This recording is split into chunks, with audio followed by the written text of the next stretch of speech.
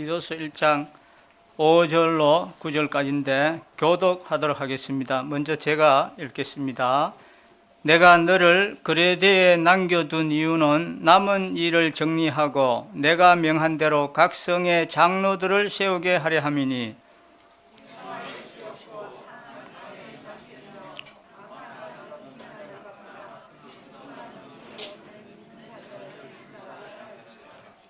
감독은 하나님의 청지기로서 책망할 것이 없고 제 고집대로 하지 아니하며 급히 분내지 아니하며 술을 즐기지 아니하며 구타하지 아니하며 더러운 이덕을 탐하지 아니하며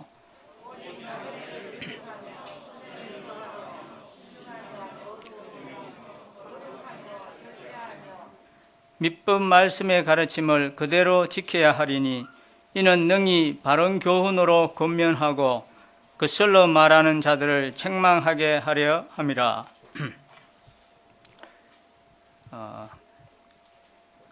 한 단체의 성장은 어디에 있다고 생각하십니까? 이것은 지도자의 지도력하고 깊은 관계가 있다는 사실을 아무도 부인할 사람이 없을 것입니다. 기독교 역사상 교회 안에는 지도자에 대한 두 개의 극단적인 견해가 있어 왔습니다. 첫 번째는 지도력을 지나치게 강조해서 지도자를 우상화하고 절대적 지도자를 세우려는 그러한 경향이 있었습니다. 이러한 견해에 바탕한 대표적인 교회 제도라면 우리가 무엇이라고 말할 수 있습니까? 바로 로마 가톨릭 제도라고 우리가 할 수 있습니다.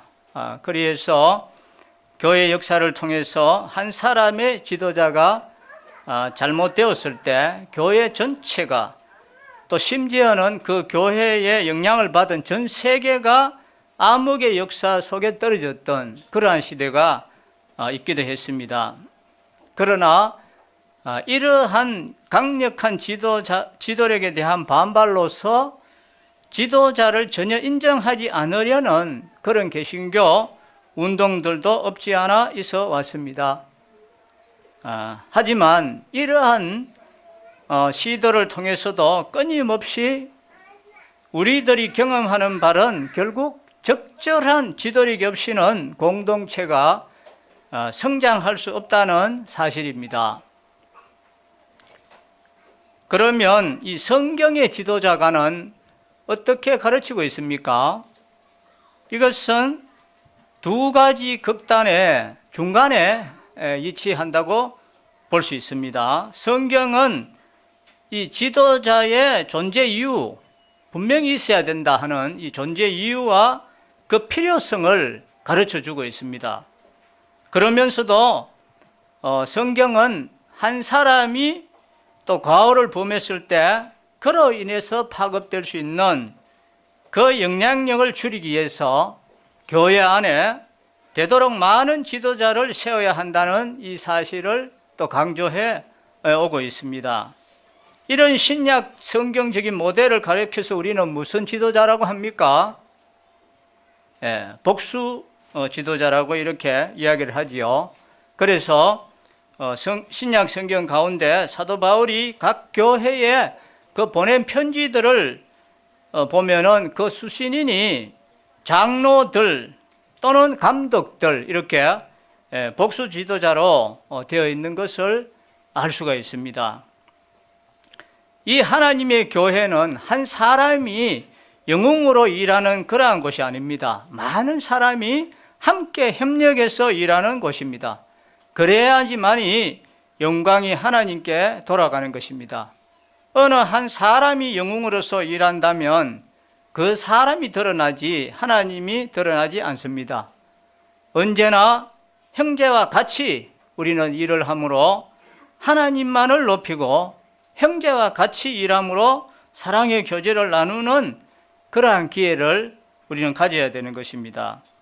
이 사도 바울께서 디도로 하여금 그레데 섬에 세워진 이 교회의 사역을 잘 감당할 수 있도록 격려하기 위해서 이 디도서 이 편지를 썼습니다. 그러나 이 바울 사도가 디도가 그레데에서만 오래 머물면서 계속 사역을 할 수 없다는 사실을 잘 알고 있었기 때문에, 그래서 디도가 이제 떠난 후에라도 이 그레데 섬에서 이 복음의 사역이 힘있게 이루어지기 위해서는 앞으로 그런데 사역에 헌신할 자격을 갖춘 이러한 훌륭한 지도자가 양성되어야 된다고 판단을 했습니다. 자, 우리 본문 5절을 한번 보십시다. 내가 너를 그레데에 남겨둔 이유는 남은 일을 정리하고 내가 명한 대로 각 성의 장로들을 세우게 하려 함이니 했습니다. 이 그레데 섬은 그렇게 작은 섬이 아닙니다. 이 면적으로 하면 제주도의 한 4배 정도 되는 그런 크기의 이 섬인데, 그곳에 아마 도시가 있었을 거로 생각이 됩니다. 그래서 그 도시마다 거기에서 사역할 지도자들을 세우게 함이라는 말씀이 오늘 본문의 배경입니다. 이러한 배경 속에서 사도 바울께서는 이 지도자의 특성과 이 자질을 지금 논하고 있는데, 먼저 이 지도자의 특성에 대해서 한번 살펴보도록 하겠습니다. 디도에게 주는 권면을 통해서 나타난 참된 지도자상은 먼저는 인격이 돼야 된다 했습니다. 인격과 그 다음 기능이라고 했습니다. 인격만 갖춰가 되는 것이 아니라 이 기능도 갖춰야 된다. 이래서 균형 잡힌 사람이어야 된다고 했습니다. 특별히 본문에는 당시 초대교회에서 영적 지도자들을 부를 때 사용했던 호칭 2가지가 나오고 있습니다. 그 호칭 첫 번째가 어떤 호칭입니까? 자, 5절 보십시오. 5절에 무슨 호칭이 나옵니까? 장로들이라고 나오지요. 바로 이 장로입니다. 이 장로라는 호칭을 사용했습니다. 이 장로와 감독은 별개의 직분에 대한 호칭이 아니었습니다. 초대교회에서는 똑같은 사람을 처지와 상황에 따라 때로는 장로라고 부를 때가 있고 때로는 감독이라고 이렇게 달리 구별해서 불렀습니다. 장로가 곧 감독이고 감독이 곧 장로라는 그런 말이 됩니다. 다만 이 장로는 인격적인 호칭으로 사용했습니다. 장로라고 부를 때, 장로님이라고 부를 때는 인격적인 호칭, 또 감독은 언제 불렀었겠습니까? 이것은 바로 이 기능적인 측면에서 부를 때 그렇게 불렀습니다. 이 장로에 대한 헬라어는 프로소뷰테로스라는 말인데, 이 말의 본래 뜻은 수염이 난 사람이라 이렇게 이야기합니다.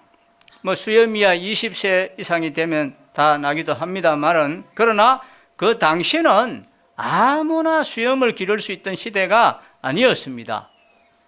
우선 수염을 기를 자격은 어떤 사람이었겠습니까? 먼저 나이가 많은 늙은 사람에게 주어졌고, 또 어느 정도 나이가 들었다 해도 아무나 수염을 기를 수 있는 게 아니었습니다. 어떤 사람이었겠습니까? 바로 인격적인 성숙을 갖추고 있어야 했습니다. 그래서 수염을 길러도 다른 사람들의 비웃음의 대상이 되지 않았다고 합니다. 다시 말하면 그 당시에 수염을 기른다는 것은 그 자체만으로 해도 그 사람의 이것은 성숙의 상징이요 신뢰를 얻었다는 신임도의 상징이고, 더 나아가서는 존경을 받았다고 하는 그런 표시였다고 합니다. 요즘도 사실 수염을 근사하게 기르고 또 걸맞게 행동하는 사람을 보면 참 근사해 보입니다. 하지만 행동이 방자한 사람이 그렇게 한다면 얼마나 채신머리 없어 보이겠습니까? 어울리는 사람이 수염을 길러야 멋있지 아무나 기를 수 있는 것은 아닌 것입니다. 본래 이 장로라는 호칭은 구약시대 때부터 사용되었습니다. 구약시대에 한 성읍의 지도자들을 그렇게 불렀습니다. 이 장로들은 어떤 일을 했는가 하면 성문 앞에 앉아서 백성들이 문제들을 가지고 나올 때 이 시비를 가려주는 그런 역할을 했습니다. 그러니까 이 장로가 되려면 얼마나 지혜가 있어야 했습니다. 그러나 더욱 중요한 것은 그 사람의 신임도입니다. 얼마나 이 사람이 신임할 수 있는 사람인가. 시시비비의 문제를 걸린 사람들에게 이 사람들이 장로들에게 와서 문제 해결을 구할 때 두 사람이 이 사람이 신뢰할 수 없는데 그 문제를 그 사람한테 가지고 나갈 사람은 아무도 없을 것입니다. 그래서 장로에게 가장 중요한 자질은 사람들의 신임을 받아야 했습니다. 이것이 가장 중요한 그 자질이었습니다. 후일에 유대인들이 나라를 다스리기 위해서 산헤드린 공회를 조직했을 때 이 의회의 위원들을 장로라고 불렀습니다. 산헤드린 공회의 위원이 되기 위해서 여러 자격을 갖추어야 되는데 그 중에서도 가장 중요한 것은 백성들에게 신임을 받고 있느냐 하는 것이었습니다. 결국 장로라고 하는 이 단어는 철저하게 그 사람의 인격적인 부분을 말하는 것입니다. 인격적인 부분이 얼마나 갖추어져 있느냐. 인격적인 자질이 갖추어진 사람을 우리가 장로님이라고 부를 때 우리 마음이 얼마나 흐뭇해집니까? 푸근해집니까? 그런데 그런 자질이 부족한 분에게 장로님이라고 부르는 것은 얼마나 우리도 어색한 걸 우리가 느낄 수 있습니다.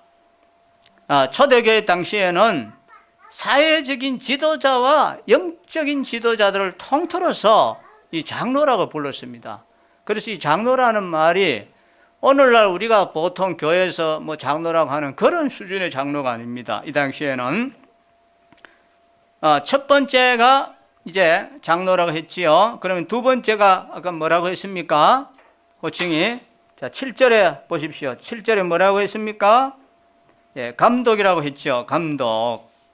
이 장로가 인격적인 측면이 강조된 단어라면 이 감독은 그러면 아까 뭐라고 했습니까?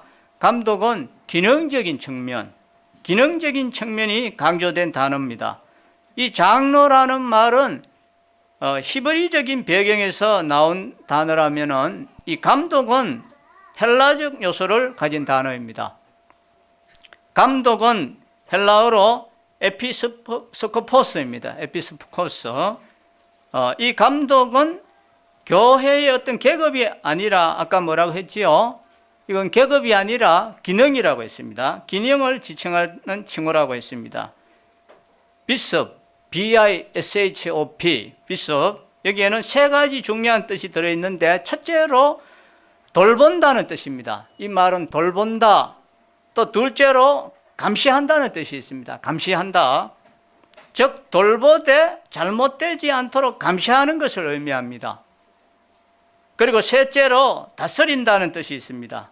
이런 세 가지 개념을 다 포함하고 있는 영어 단어가 있다면 그것은 뭐겠습니까?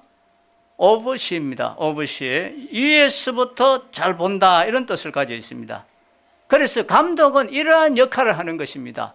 우리 성도들을 잘 돌보고 어디에서 어떤 일이 일어나고 어떤 불이익이 있고 어떤 대로 잘못 가고 있는지 이런 것들을 잘 파악해서 돌보고 감독하는, 다스리고 하는 이것이 바로 감독의 기능인 것입니다. 결국 공동체 안에서 여러 사역들을 수행하고 또 그것을 감독하고 교정해주고 구성원 한 사람을 돌보는 기능을 맡았던 사람을 바로 이 감독이라고 불렀습니다.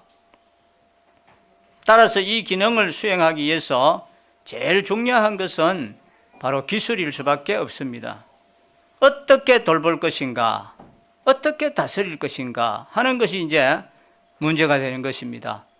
그래서 이미 오래전부터 감독의 가장 중요한 기능 가운데 하나는 선한 방법과 좋은 기술을 가지고 사람을 다스리는 것이었습니다. 감리교회라는 것은 영어로 메더디스트 처치라는 말입니다. 메소드, 바로 방법이라는 단어에서 나온 것인데, 그리고 이 감리교회는 감독이 있습니다. 감리교회는 감독이라고 부릅니다. 동일인이라도 인격적인 존경심에서 부를 때는 우리가 뭐라고 부른다 했습니까? 그것은 장로라고 부른다 했고, 또 그가 행하는 기능적인 사역에 초점을 맞추어서 부를 때는 우리는 감독이라고 이렇게 부른다고 했습니다. 그런데 초대교회에서 영적 지도자를 호칭하던 이 두 가지 개념 속에서 우리는 이 지도자됨, 즉 지도자의 특성에 관해서 가장 중요한 두 가지 요소를 발견하게 되는데, 하나는 바로 그 사람의 인격이 어떠하느냐 이걸 보아야 되고, 또 하나는 기능적인 것입니다. 인격은 덜 되었는데 기능만 잘 수행하는 사람은, 요즘 말로 하자면 설교는 굉장히 잘하는데 전혀 인격이 없는 사람, 이런 사람이 되는 것입니다. 이런 사람의 설교를 들으면 어떻겠습니까? 순간적으로는 은혜를 받을 수 있을 줄 모르지만, 그러나 시간이 지나면 결과적으로 그런 지도자를 사람들은 신뢰하지 않게 된다는 것입니다. 그 사람은 기술자, 기능인에 불과한다는 것입니다. 또 반대로 한번 생각해 보겠습니다. 그 사람이 아주 인격은 갖추어졌는데 기능이 부족한 사람이 있습니다. 그래서 가끔 이렇게 말하는 것을 듣게 됩니다. 그 장로님은 사람은 참 좋은데 설교가 형편없다 하는 이제 이런 평가를 받게 되는데, 그러나 이 성경이 말하는 영적 지도자라는 것은 이 두 가지를 다 갖추는 것을 말씀하고 있습니다. 인격과 기능을 겸비한 사람. 비단 장로에게만 이것은 적용되는 것이 아니라 우리가 교회 안에서 우리가 주일학교도 가르치고 학생회, 청년회, 또 각 부서에서 우리가 지금 사역을 하고 있습니다. 그래서 우리는 이 말씀이 꼭 장로에게만 해당되는 것이 아니라 우리 많은 사람들에게 해당이 되는 그런 말씀인 것입니다. 그래서 우리는 스스로 우리 자신에게 한번 질문해 봐야 됩니다. 나는 정말 신임 받을 만한 인격으로 성숙하고 있는가? 내 인격에 합당하도록 내게 주어진 과제를 수행할 수 있는 기능을 갖추고 있는가? 나는 하나님의 말씀을 제대로 알고 또한 이 말씀을 가르칠 수 있는가? 나는 공정하게 조직을 다스릴 수 있는 능력을 가지고 있는가? 이런 부분을 우리 스스로 한번 질문을 해봐야 되겠습니다. 그 다음에 이제 지도자의 이 자질에 대해서 한번 보도록 하겠습니다. 6절에서 이제 9절에 보면 지도자가 갖추어야 할 자질이 나오는데, 그것을 이제 좀 세 가지로 묶을 수가 있습니다. 세 가지로 묶을 수 있는데, 특별히 지금 여기서 사도 바울이 강조하는 것은 이 순결을 강조하고 있습니다. 순결. 본문에 어떤 순결이라는 말이 직접적으로 언급되지는 않았지만 바울이 말한 여러 이제 사항들을 우리가 종합해 볼 때 이 순결이 있는 것을 우리가 짐작할 수 있습니다. 지도자가 갖추어야 할 자질인 이 순결은 또 세 가지로 나누어집니다. 첫 번째 순결은 먼저 관계적인 순결.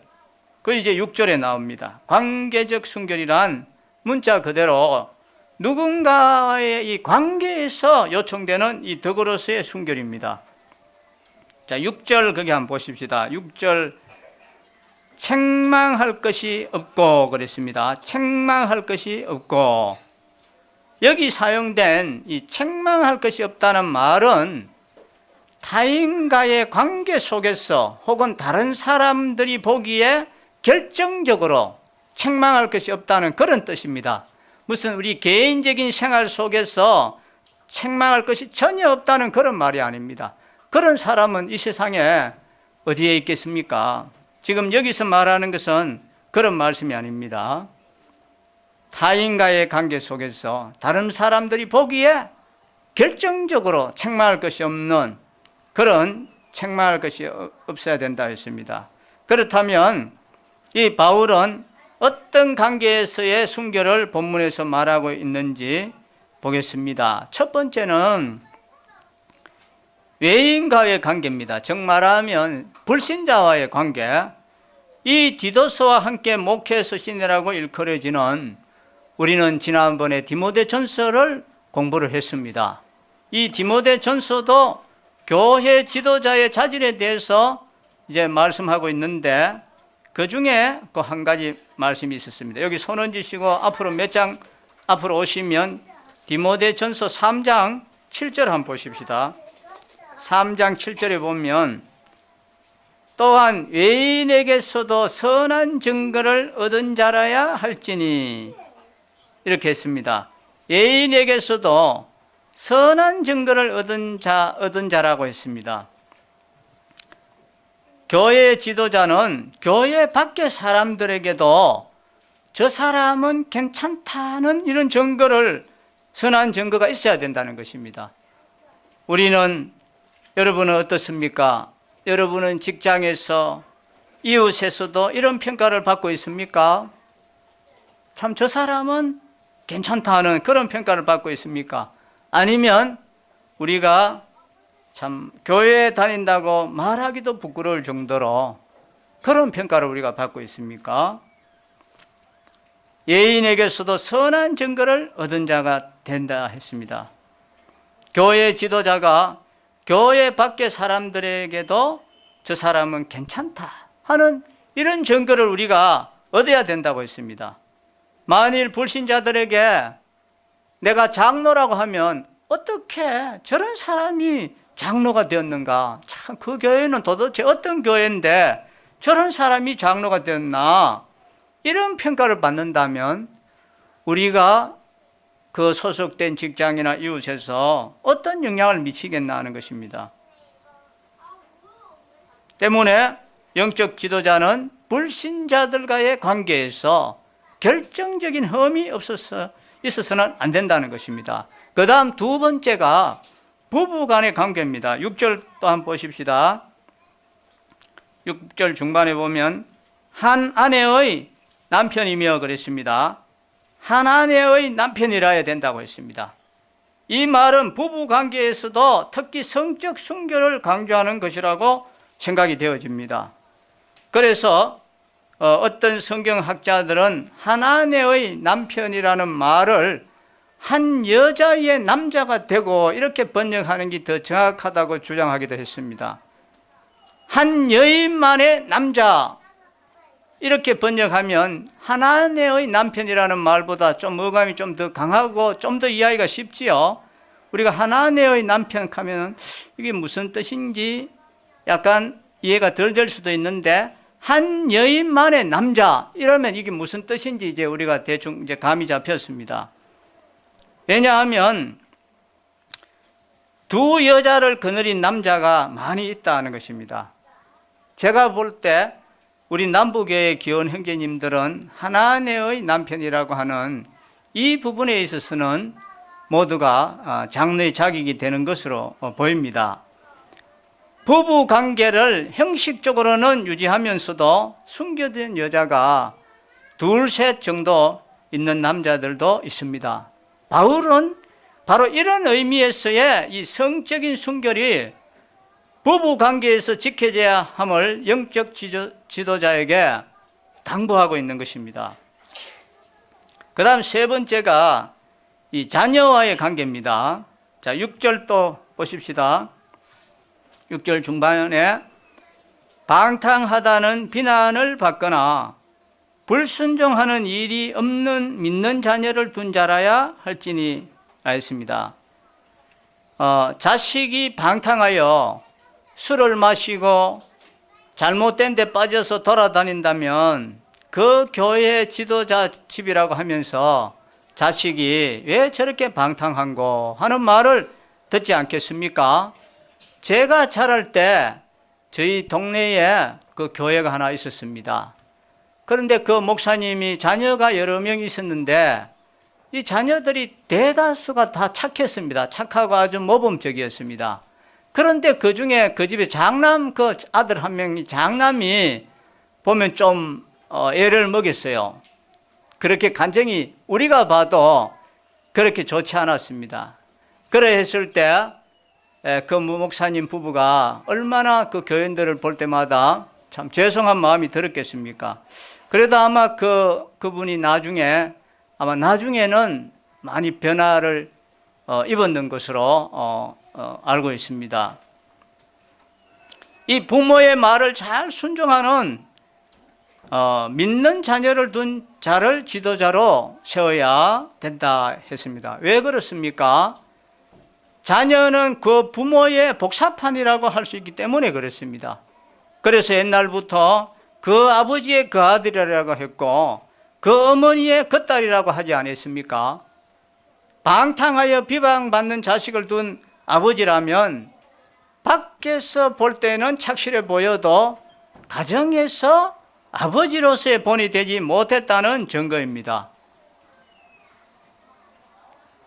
물론 다 그런 건 아니겠습니다. 예도 있겠습니다만은 아이들은 부모가 말하는 대로 따르는 것이 아니라 부모가 행동하는 것을 본받기 때문인 것입니다.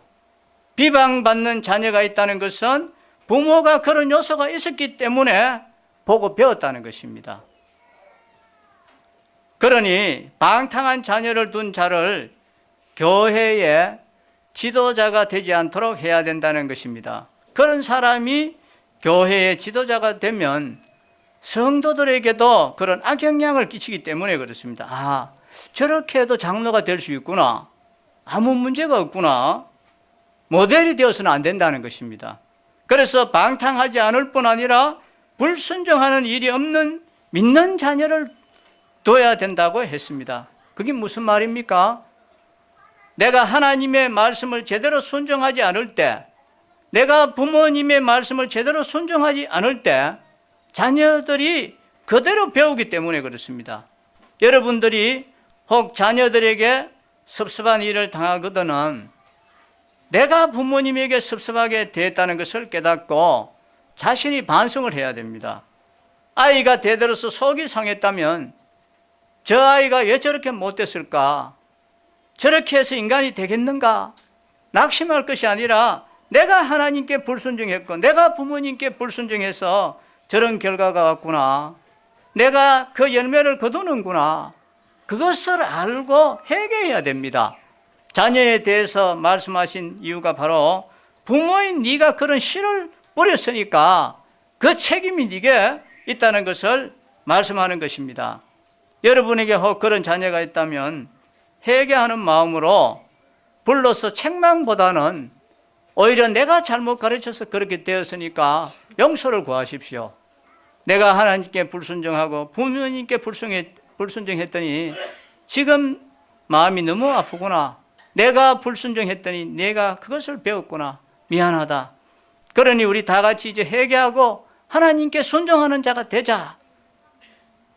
이렇게 우리가 말을 해야 됩니다.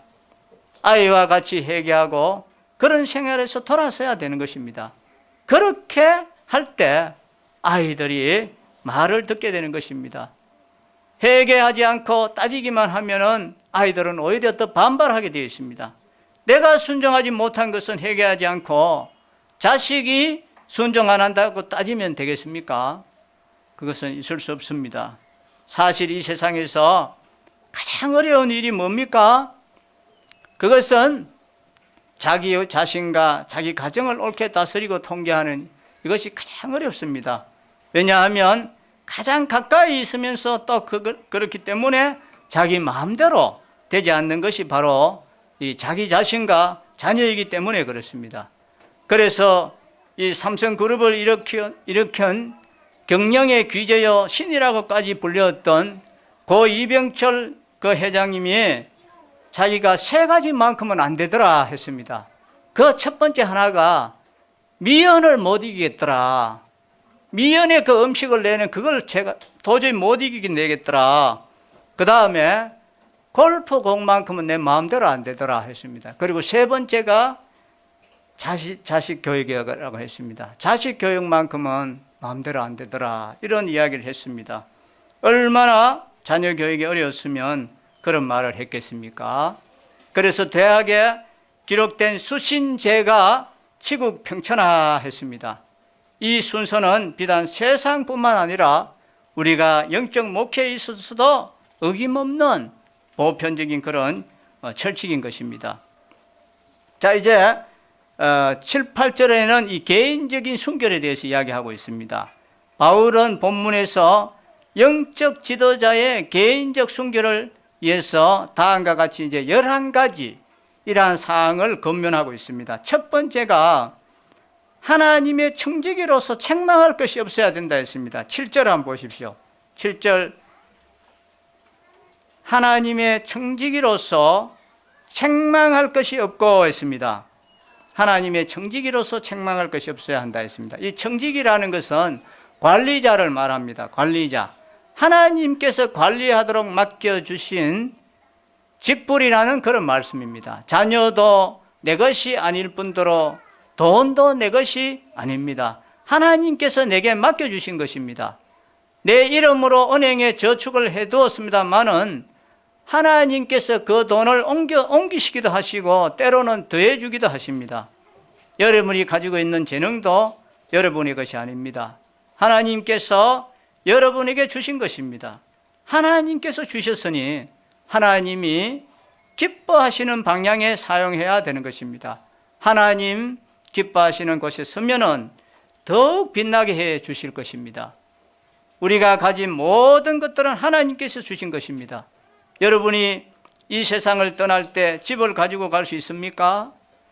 돈을 가지고 갈 수 있습니까? 권력을 가지고 갈 수 있습니까? 다 두고 가야 합니다. 하나님께서 맡겨주셨다가 때가 되면은 두고 가게 하십니다. 가지고 있을 동안에 올바르게 관리하는 것이 바로 청지기의 사명인 것입니다. 자, 이번째 두 번째는 제 고집대로 하지 않는다 했습니다. 7절 또 중반대로 보십시다. 제 고집대로 하지 아니하며 그랬습니다. 고집이 센 사람에게 제일 큰 문제가 뭡니까? 하나님의 뜻 앞에 순종할 수가 없다는 것입니다. 자기 의지가 너무 강하니까 하나님의 뜻 앞에 순종하기가 어렵습니다. 하나님의 뜻을 분별하지 못하고 주님의 뜻 앞에 순종할 수가 없다면 그 사람은 영적 지도자로서는 실패한 것입니다. 그런 거로 고집이 센 사람은 영적 지도자의 길을 걸으려고는 생각하는 것이 있다면 포기해야 됩니다. 고집이 꺾이고 자아가 깨어지지 않는 이상 하나님으로부터 절대 쓰임을 받을 수가 없는 것입니다. 그리고 세 번째가 급히 분내지 아니한다 했습니다. 자, 7절 그 중반절에 또 나오지요. 급히 분내지 아니하며 그랬습니다. 야고보서 1장에는 사람의 성내는 것이 하나님의 의를 이루지 못한다 했습니다. 1장 20절에 보면 우리는 분노할 때 본질적으로 분노의 지배를 받게 되어 있습니다. 그렇게 되면 하나님의 지배를 받을 수가 없게 되어서 그분의 뜻과 의를 이룰 수가 없습니다. 따라서 분내기 좋아하는 자는 절대로 하나님의 쓰임을 받을 수가 없습니다. 그리고 네 번째가 술을 즐기지 아니한다 했습니다. 7절에 곧 또 중반절에 보면 술을 즐기지 아니하며 했습니다. 에베소서 5장 18절에 보면 술 취하지 말라 이는 방탕한 것이니 오직 성령의 충만을 받으라 했습니다. 술의 지배를 받을 때 우리는 성령의 지배를 받을 수 없습니다. 그리고 다섯 번째 구타하지 아니한다 했습니다. 또 7절 거기 또 나옵니다. 중반절에 구타하지 아니하며 했습니다. 영적 지도자들 가운데도 주먹이 먼저 앞서는 사람이 간혹 있습니다. 만약에 이런 사람들에게 손에 총이 쥐어졌다면 어떻게 되겠습니까? 여지없이 발사되고 말 것입니다. 그래서 참 불행한 사고도 있었습니다. 사고를 낸 당사자들만이 만일 자기에게 그런 약점이 있다는 걸 알았다면 그런 것을 고쳐지기 전에는 지도자의 길을 걷지 않았다면 이런 비참한 사고를 막을 수가 있었을 텐데 그것을 못 막은 그러한 사례가 있습니다. 그리고 여섯 번째, 더러운 이득을 탐하지 아니한다 했습니다. 자, 7절 이제 하반절에 보면 더러운 이득을 탐하지 아니하며 했습니다. 더러운 이득을 탐하지 아니하며 이 디모데전서 6장에서 사도 바울이 경건의 가장 중요한 조건으로서 무엇을 이야기했습니까? 여러분 기억하십니까? 자족함을 배운다고 했습니다. 자족함이라 했습니다.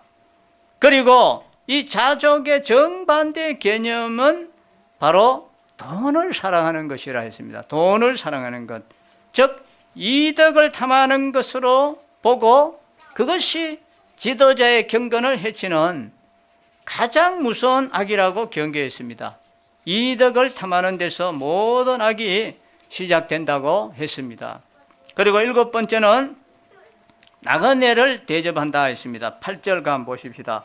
8절에 오직 나그네를 대접하며 그랬습니다. 바울은 이제 지금까지는 무엇을 하지 말라고 하는 부정적인 개념에서 말을 하다가 이제 적극적인 측면에서 이제 권고하고 있습니다. 신약 성경이 쓰여지던 이 당시에는 오늘날과 같은 호텔이 없었습니다. 또 그때는 복음을 전하는 이 전도자들이 한 장소에 머물지 않고 여기저기로 여행을 하는 경우가 상당히 많았습니다.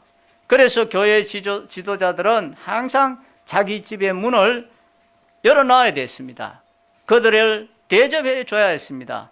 뿐만 아니라 그때는 이 종교적인 그 핍박이 많은 그러한 때였기 때문에 도망 다니는 성도들도 숨겨줘야 되고 그들도 보살펴줘야 되는 이럴 때가 허다했습니다.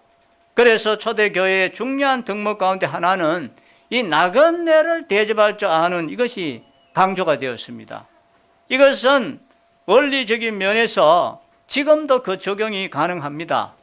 우리가 장로 일을 한다는 것은 결국 사람을 섬기는 것입니다. 자기 집을 개방해서 사람들을 받아들이고 그들과 교제하기가 싫다면 그런 사람은 이 장로가 되려고 생각해서는 안 됩니다. 그거는 할 수가 없습니다.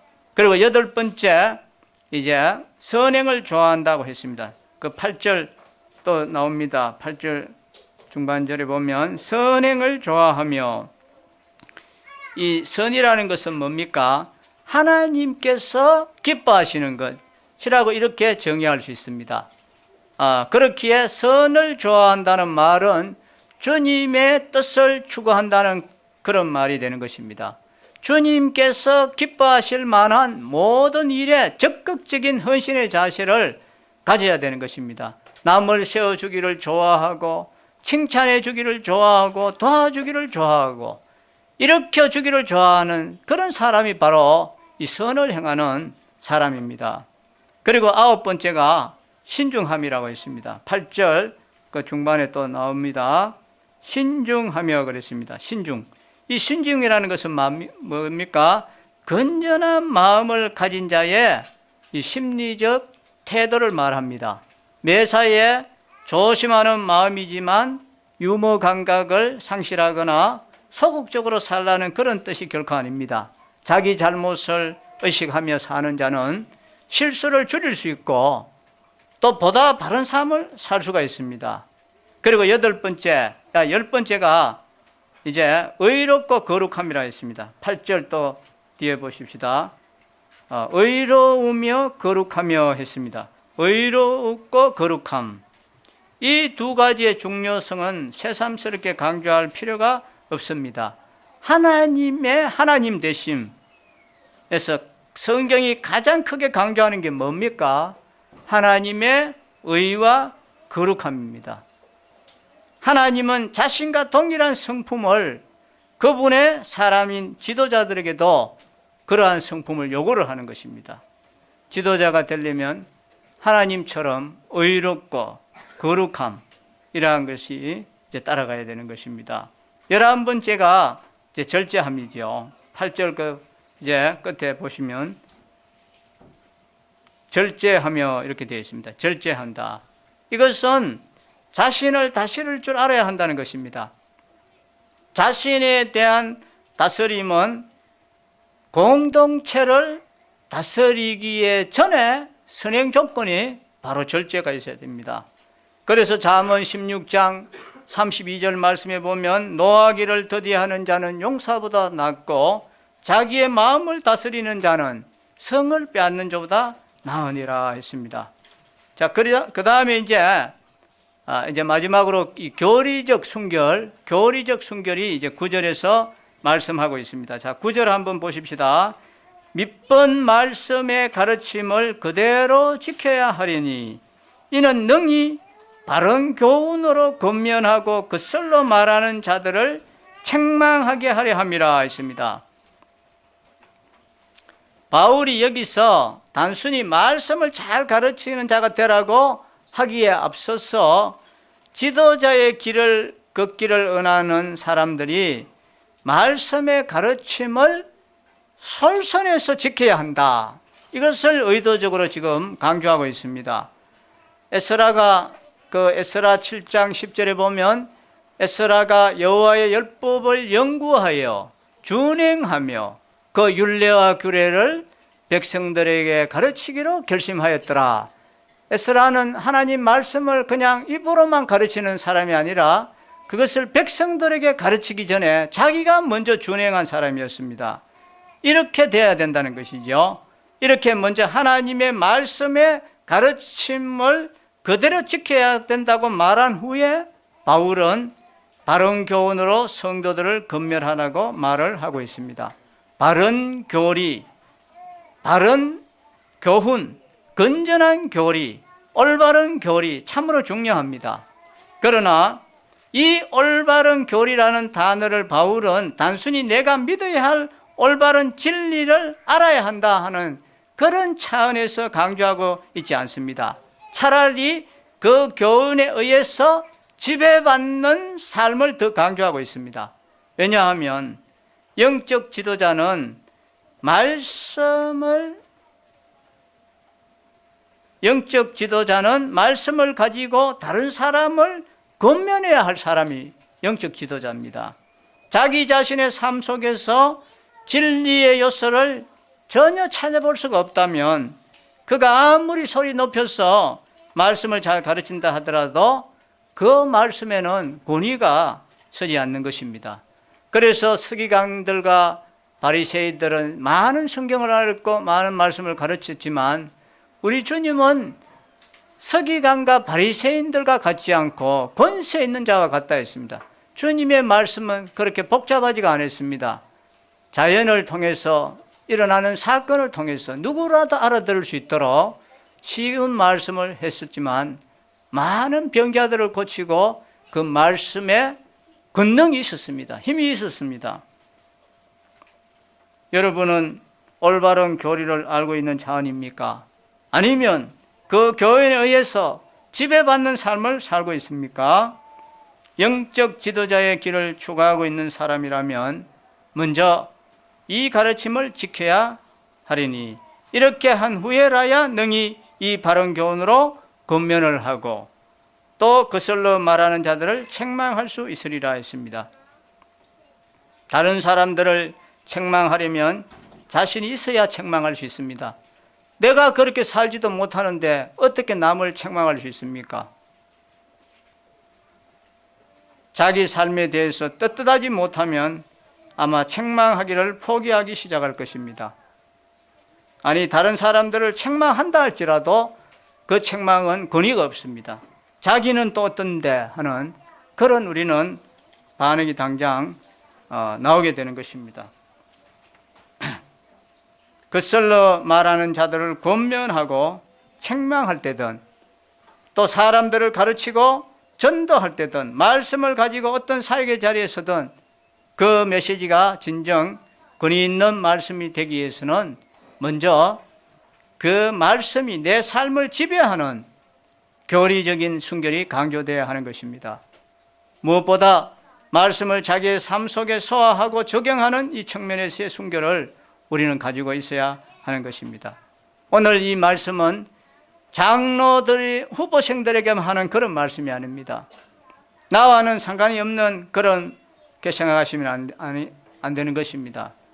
우리가 정상적인 신앙생활을 한다면 결국에는 영적 지도자의 이 자리에 서야 한다고 믿습니다. 디모데전서 3장 우리 또 앞에 몇 장 넘겨오셔서 한번 읽어보고 가겠습니다. 3장 1절에 디모데전서 3장 1절에 mit보다 이 말이여 곧 사람이 감독의 직분을 얻으려 함은 선한 일을 사모하는 것이라 함이로라 했습니다.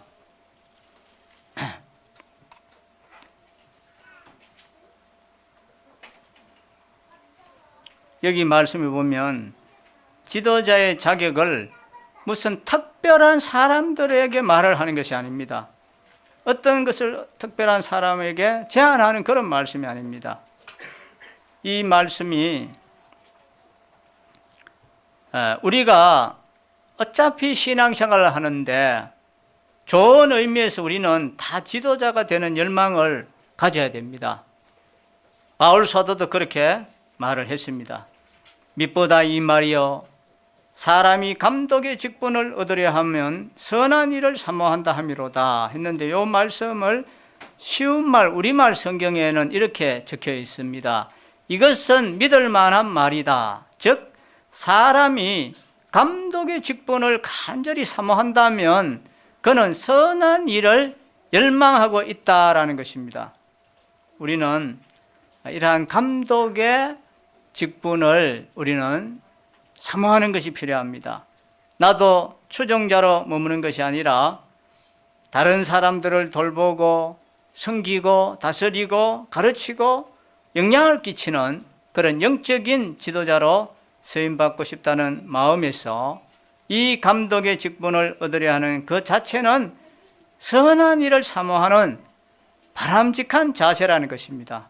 그래서 어느 성경학자는 바로 이 구절에 대한 주석을 붙일 때 영적인 지도자가 되기를 추구하는 것을 선한 야망이라고 불렀습니다. 꼭 장로만이 지도자인 것은 아닙니다. 영적으로 장성한 사람은 우리 모두가 다 성도들을 돌보고 양육하는 지도자의 자리에 서야 하는 것입니다. 한 교회의 이 건강함은 그 교회에 얼마나 많은 지도자들이 있느냐는 것입니다. 그러니 본문에 언급된 이 지도자에 대한 메시지가 바로 여러분에게도 적용될 수 있음을 우리가 알아야 되는 것입니다. 저는 우리 남부교회 성도님들이 아무 목표 없이 신앙생활을 하기보다는 이러한 거룩한 야망을 갖는 사람들이 늘어나기를 소망합니다. 나를 지도자로 세워주십시오라고 우리가 기도하는 것은 타당한 기도입니다. 주님을 믿은 지가 이제 얼마나 됐습니까? 아직까지도 내 한 사람의 신앙을 유지하기 허우적거리는 그런 상태에 있습니까? 삶을 마감하는 시점에 부족한 대로 나도 나름대로의 비록 공적인 장로가 아니라 할지라도 하나의 작은 지도자가 되어서 내 주변의 사람들에게 영적인 영향력을 끼치면서 살아왔다고 하는 이러한 고백을 하는 것은 얼마나 좋은 일입니까? 하나님, 당신이 원하시면 제가 나이만 먹어갈 뿐 아니라 다른 사람들로부터 인격적으로 존경과 신뢰를 얻을 수 있는 진정한 의미에서의 장로가 되게 해주시고 주님께서 맡기신 영혼을 잘 다스리고 돌보는 감독이 되게 하시사 부족한 모습 그대로 저를 하나의 작은 지도자로 쓰셔서 당신의 사역의 도구로 사용해 주시옵소서 하는 이런 기도를 참 드리는 것은 합당하다 생각합니다.